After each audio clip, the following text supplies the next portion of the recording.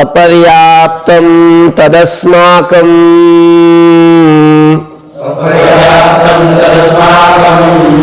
बलं भीष्माभिरक्षितं पर्याप्तं त्विदमेतेषां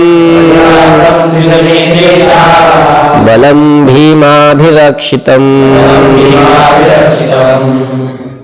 बघा आता अन्वयामध्ये असं घ्यायचं, अगोदर वरच्या ओळीमध्ये स्वतःचं म्हणजे कौरवाचं सैन्य कसं आहे, दुर्योधनाचं सैन्य कसं आहे ते वरच्या वेळेत सांगितलंय। बघा कसं आहे, भीष्माभिरक्षितम, भीष्माचार्यांकडून रक्षित असलेलं, तत् अस्माकं बलम, ते आमचं सैन्य, तत् म्हणजे ते, अस्माकं म्हणजे आमचं, बलम म्हणजे सैन्य, तत् अस्माकं बलम, ते आमचं सैन्य कसं आहे, अपर्याप्तम, आणि ते किती आहे, अपर्याप्त आहे। अपर्याप्त म्हणजे अमर्याद आहे,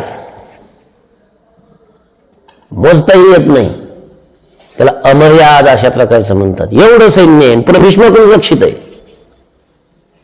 भीष्माकडून रक्षित असलेलं ते आमचं सैन्य कसं आहे, अपर्याप्तम, अपर्याप्तम म्हणजे अमर्याद आहे।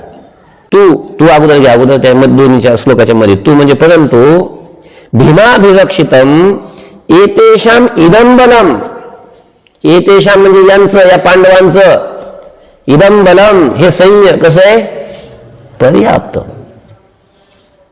म्हणजे किती आहे, मर्यादित आहे, पर्याप्त आहे म्हणजे थोडंस आहे। भीमाभिरक्षितम, भीमाकडून रक्षित असलेलं, एतेषाम इदं बलम यांचं हे सैन्य कसं आहे, पर्याप्तम, हे मर्यादित आहे, मर्यादित आहे।